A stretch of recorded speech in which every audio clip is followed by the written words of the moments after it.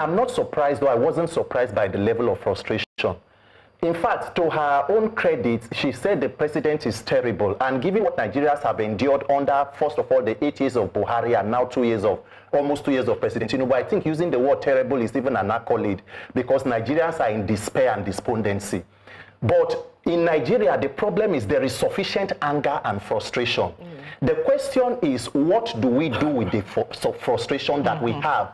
Because pain must be converted into passion to take reasonable action to getting results. I mean, Fela sang before I was born that in 1990 they go give us water from United Nations. In 2025, Nigeria still has more than 40 million people who do not have access to water.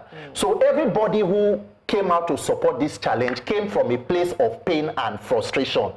The question before Nigerians today would be, are we interested in solving the problem and bettering our lives, or we want to keep talking about it? Nigerians' problems have not changed in the past 2 decades. Whatever you are discussing today, we have discussed before on this show. And if you bring another guest, it will be discussing it with another guest, probably on a different topic. The question is, are we ready to put focus where it is needed? The president within this 30-day challenge traveled out of Nigeria to a foreign country to meditate about his reforms for his country. So that should give you the perspective about Nigerian politicians. And we must be very honest and clear. Every system in Nigeria today is failing. The only aspects that are doing well is crime and corruption, criminality. And if we want to fix it, it must be from the root cause. Whether you want to talk about bad law enforcement, bad civil service, bad judiciary, the mother, the parent stock of it all is bad government. Nigerian politicians are the luckiest set of human beings in the world because there are no consequences or accountability to whatever that they do. Nigerian leaders have not seen maximum civil pressure that puts them on their toes. For example, the NSAS you talked about, I kept saying it during the NSAS because anybody who knew how the protest will go knew it would have ended that way.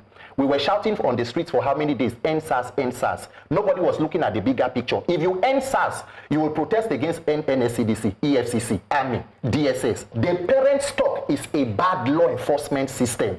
After 3 days, Buhari came out and said, we have ended SARS. The question will be, why were you still on the street?